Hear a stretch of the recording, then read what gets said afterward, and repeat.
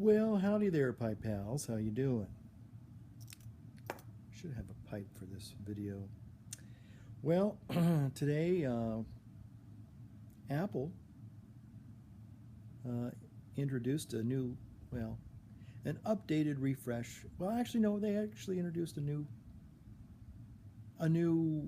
item in the stable of Apple products. So here I am, talking to you on my Apple iPad Air 2, which I got not too long ago, and trying to figure out a way how to, can I just do it like this? I guess I can do it just like that. Okay, so,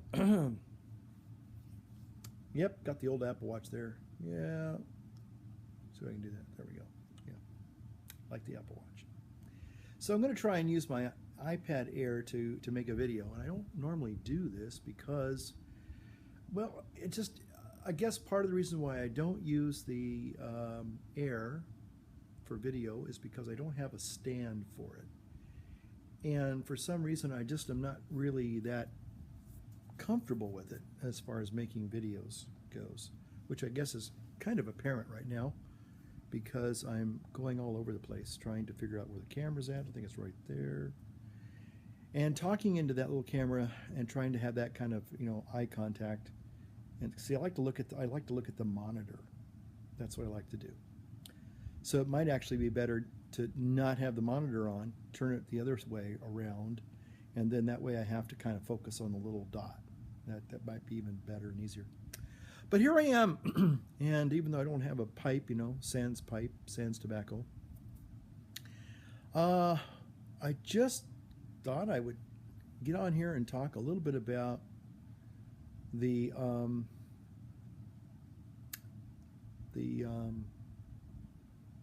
presentations today and give you my input. You know what? I know that the term fanboy is kind of a real pejorative term, and that's okay.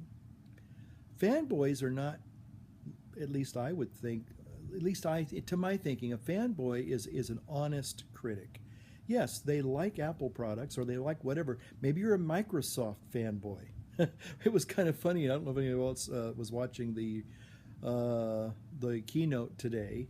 I thought it was kind of funny when the Microsoft logo came up. There was kind of a hush that went through all the whole auditorium there. I thought that was so funny. Even I kind of had a little bit of a when that Microsoft logo went up there. Anyway, so I'm sorry if I'm offending you. If you're a Microsoft person, it's not intentional, really. So anyway, some of the products are interesting. I think, even though I was extremely skeptical and kind of a late adapter, well, and when I say late adapter to the Apple Watch, it's kind of funny because it's only been out a few months, and it took me, 2 months maybe to get one. I didn't think I was going to get one, to be honest. I just didn't see at the time. Hold on a second here. What am I doing here? What happened here? This just went, oh, there we go. I wonder if that will show up in the final editing there. So,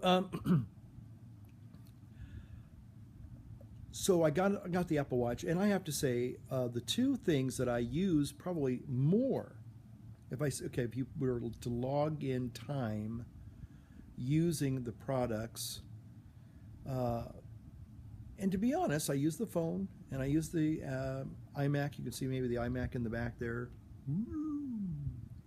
See the old iMac in the back there? That's my living room version. I have my Mighty Mac Pro in my Scottish room. Many of you have seen that. So I use the Apple Watch probably more than anything. And that's not to try and sell somebody on an Apple Watch. It's just the reality. I mean, I'm constantly doing the activity monitor. I'm answering, believe it or not only text messages, emails, but also phone calls. Now, granted, it's not perfect, but it's not. I mean, it's really convenient most of the time. I walk a lot, so sometimes it's really convenient for me just to do a quick little reply on the watch, which is awesome. That way, people aren't waiting for me to make a decision as far as, well, are you coming back? Where are you? How much longer are you going to be there? We need you to, get in touch with this person. Hey, I can call them right there on the walk and say, okay, I'll be at your house or I'll be at the hospital in 20 minutes. Easy peasy. Okay. So, and then the next thing I use is the Apple TV. I like Apple TV. I've liked Apple TV for the last 6 years. It just got better and better and better, I thought. And when it started the streaming, again, I've gone through the 2 versions of the Apple TV, the original, the 3rd generation, which I have now, and I guess the new one when they come out, that looks like it's going to be really awesome too. So those are the 2 products I use the most as far as Apple products go. I like the iPad, and I think I will be taking my iPad with me when I go down to a seminar next week. I have a week-long seminar that I'll be going to down actually in the seminary where I was at, 23 years ago. Hard to believe. So anyway, I'm looking forward to doing that. Certainly I'll take my phone, my watch. I went out and got another charger for the watch because the one I have a stand charger now, and the new Apple, when the new OS comes out, it's going to be cool because then if you have the traditional, just the basic charger, you can put it outside and make it into a little nightstand watch. So I think that's going to be really kind of a cool little feature. So if you're traveling, it becomes a nice little travel watch and alarm, which I think is awesome. So I'm going to take my GoPro camera with me, and the reason why is I'm hoping that I'm going to be able to actually kind of do a little bit of time travel backwards. My very first weight loss was when I was in the seminary. And I remember getting up to about, was it 200 and, maybe it was like either 204 or 214, I can't remember. That's when I really started putting on the weight. And so then my second year, I decided that enough was enough. I decided that I was going to literally take matters in my own hands, and I was going to see about losing this weight. And so I remember that second year because I started on January 16th. I'll never forget this. And again, it was about maybe 214, I think. Yeah, I think it was about 214. And I got down after 4.5 months, I got down to 65 pounds. So I lost over 50 pounds. And I was pretty excited about that. Sadly, I put it back on the last 2.5 years I was in seminary. I went to my pastoral year right after I lost the weight. Tried to get into shape and stay into shape, but then I discovered something. I discovered single malt scotch. I did. And I have to just tell you, the rest is history, as they say.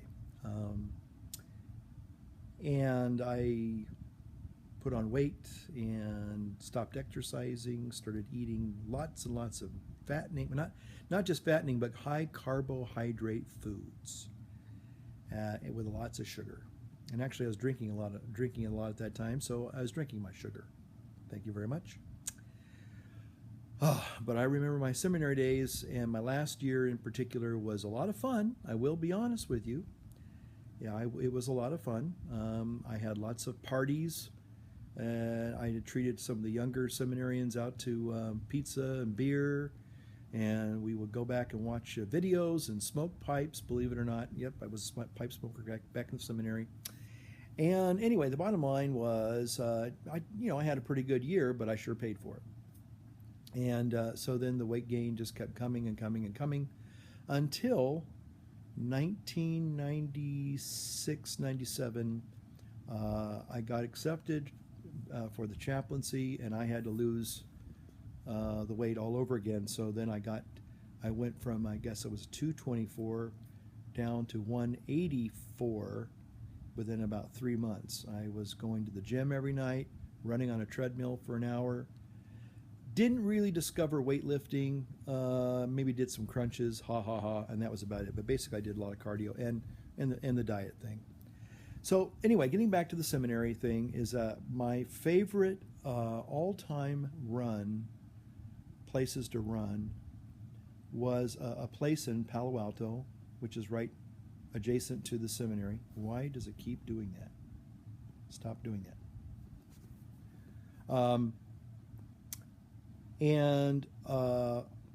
I discovered, late in the evening, late in the afternoon, early evening, I would go for a 5-mile run. And it was with the first time, this was at the end of that first time in seminary where I lost the 50 plus pounds. And I really felt great. I felt phenomenal.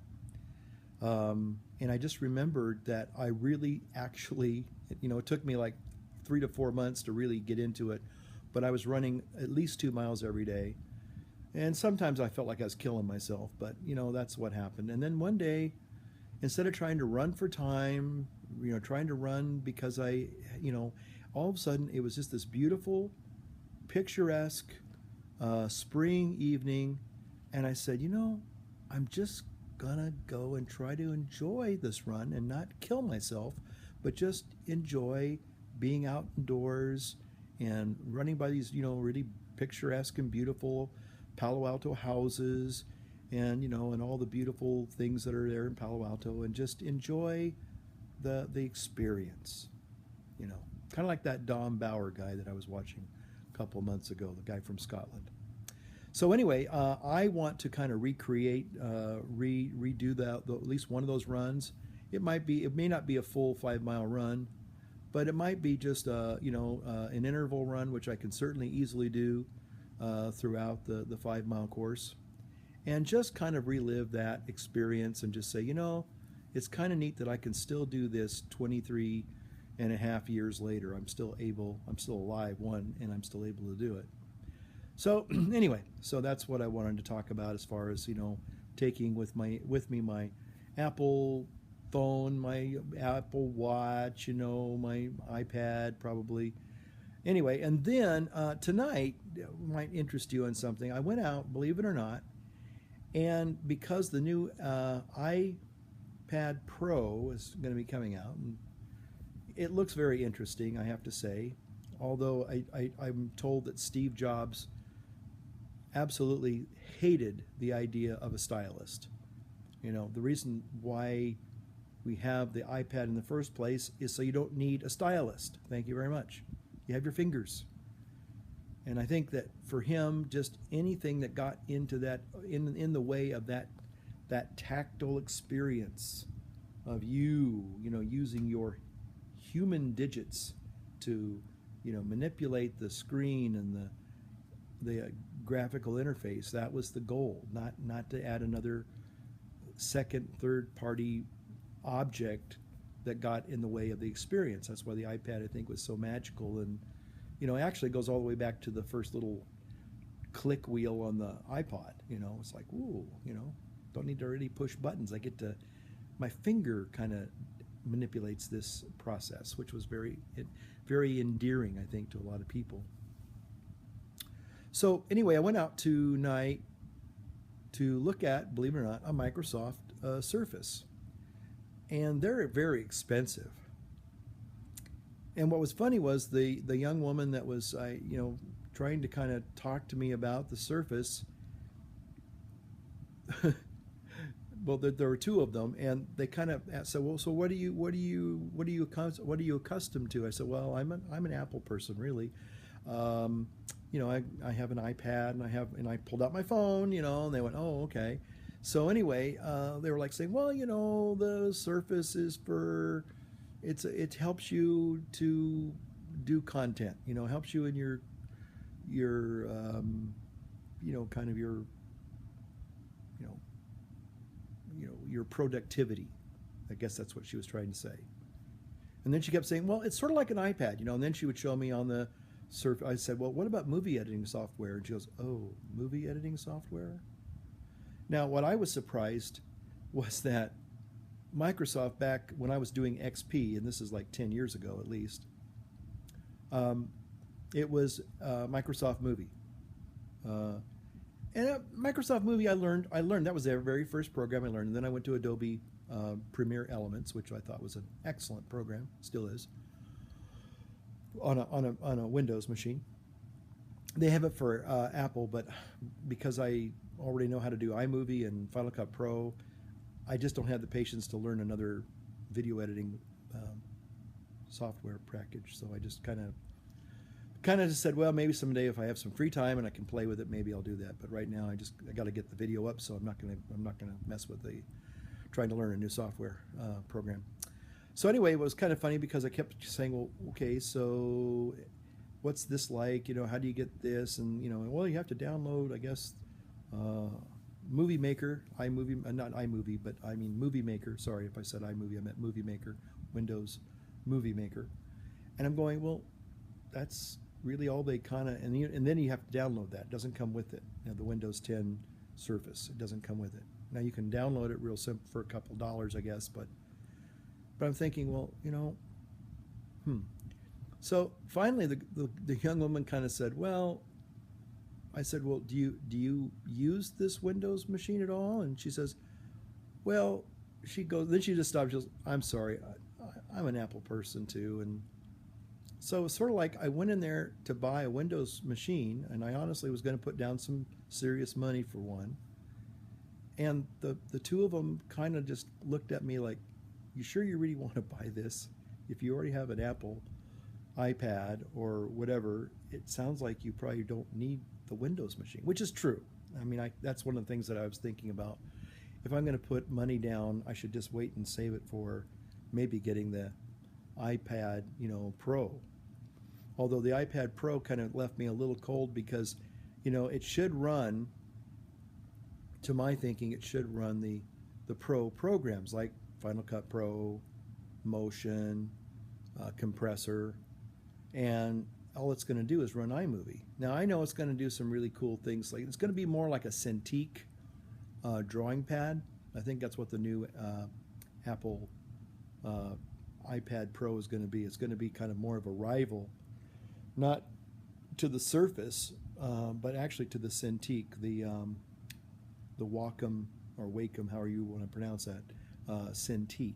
So, and that's a real artist's electronic easel. That thing is just phenomenal. So anyway, I thought it was interesting. I went in to buy a Windows product, and I was really going to do it, but the two people there were kind of like, you know, mister, I don't know if you really need this if you got what you already got. So I wound up buying an extra charger for my Apple Watch, and I was going to buy a special case that I used to love, the LifeProof cases for the iPhone. I've got the Tech 21 case that I've been, and I like it because it's very durable, but doesn't have a real big profile, really. It's very simplistic. I like that. And I guess the actual design of the iPhone iPhone 6s, the design really doesn't change at all, except they say, this was funny, that it's going to get a little bit bulkier and heavier. And that's because a lot of people last year were sitting on their iPhone 6 Pluses in their tight jeans and their big butts and wondering why it was bending and cracking. You know, go figure. So I guess now Apple decided, okay, fine. You want to mistreat your iPhone like that? Well, we'll fix it. So you can't possibly, you know, unless you're, well, there are probably some people that still will probably be able to do Bendgate again. They'll probably play with that again and see how much torque it's going to take now to bend the new iPhone 6s. Anyway, whatever floats your boat, I say. So anyway, I am just going to make this, I'm making this little video to give you my impressions of, you know, the Apple keynote today. I guess I'll just close by saying people sometimes, I think, whether it's with Steve Jobs certainly or Apple Inc., kind of has spoiled people with technology. Yeah, most of us we love the Apple products for the most part. And I think I was going to say originally, a real fanboy is not somebody who just simply just says how wonderful Apple is and never looks at it from a critical viewpoint.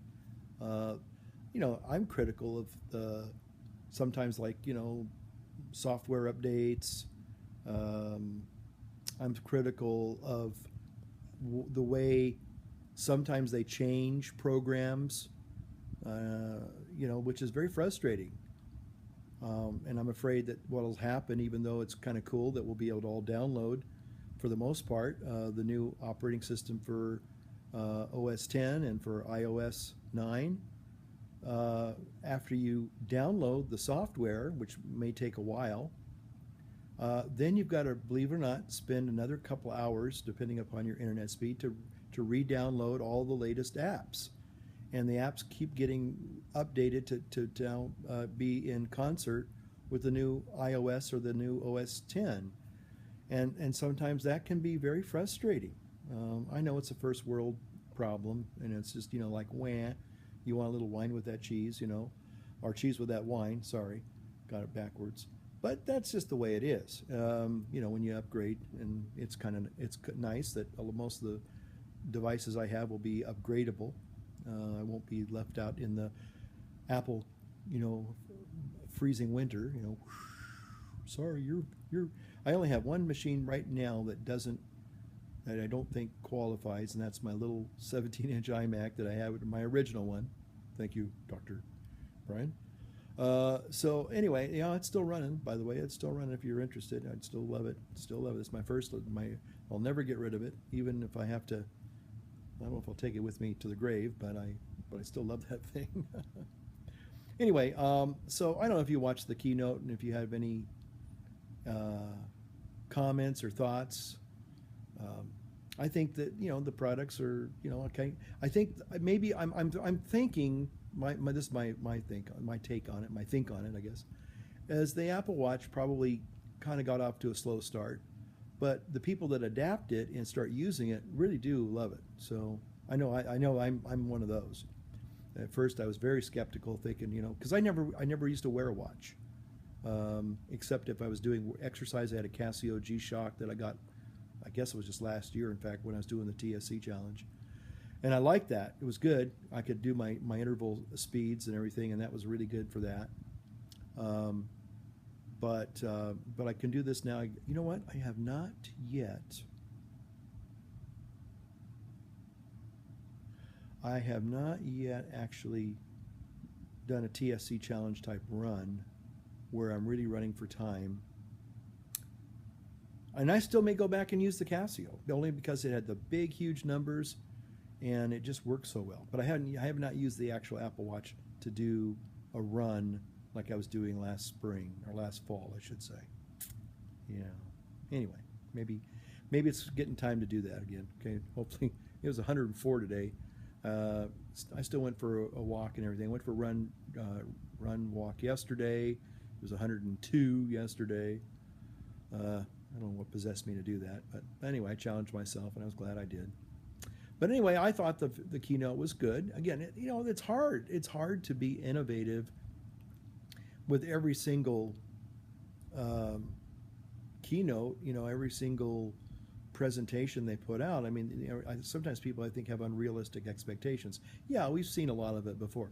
I will say, and again, here I am being critical, the one cheesy thing was, I thought, and they didn't need to do this, and they're starting to do it a little bit more, and I just don't think it's necessary. Plus, they could have cut the keynote down probably at least by 10 minutes, is they show you their little Apple infomercials of the product. They talked about the product, and they showed you a commercial of the product.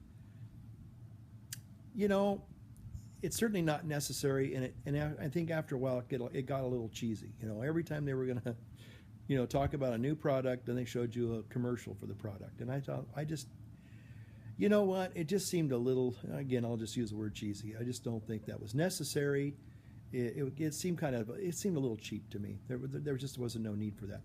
if they were doing a short keynote where they were just gonna just introduce products, and you did it that way, you know, again, if you weren't going to really go into the depth and the demos like they always do, and they didn't have time for that, let's just say they were just doing a 30-minute, you know, keynote. They were just going to, okay, here we are, folks, we're unveiling our newest products, and here they are, you know, bang, bang, bang, bang, bang, here are the commercials.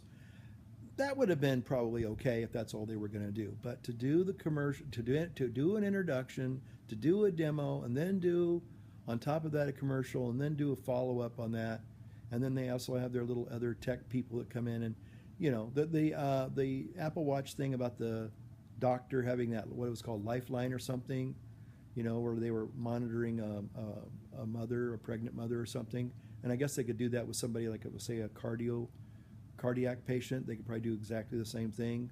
They, you know, so that guy could, the doctor could read the actual heart rate on the patient. That's pretty amazing stuff. I mean, that really is amazing cutting edge stuff. Unfortunately, it's so specific and so high tech that most of us kind of go, yeah, that's cool. And then we want to play games, and we want to, you know, make videos, and we want to, you know, kind of impress our friends and that kind of stuff. You know, so that's what we're really interested in. But that scientific stuff was like pretty amazing. So I can see that the iPad Pro is going to have some really good functionality too, and the Apple Watch. So anyway, that's my take on the keynote. If you wanted to leave a comment and tell me what your thoughts were, and you know, again, I'm probably going to get some thumbs down because anytime I talk about Apple, people think I'm such a big fanboy that I'm, you know, I don't see the reality, and I'm not critical of the company or whatever. I can tell you one thing, that's for sure. Our vegan friends aren't going to buy any Apple Watch bands, that's for sure, especially the ones that are made out of animals. Yes. Although that double loop one looked pretty cool to me, and some of the other leather bands were very beautifully crafted, but I don't think the vegans are going to buy those. It's kind of interesting because Apple kind of prides itself on being pretty progressive in their thought and their philosophies of things, you know, like no, you know, they don't, no arsenic glass, and no BPCs, and no CBCs, and no, you know, human growth hormones, or you know, whatever. And it's like, okay, you know, I'm sure that eventually they'll have some vegan friendly bands that'll look like leather, or they'll look like whatever, you know, but they won't be. They'll be vegan. You know, I'm sure that's coming. Only a matter of time. So you vegans out there, be patient. You know, try to get along with the rest of us. Okay. Holy Smoking Pipe Padre saying, light up your world, light up your Apple iPhone or your iPad or your pipe or whatever, and have fun. Yeah. See ya.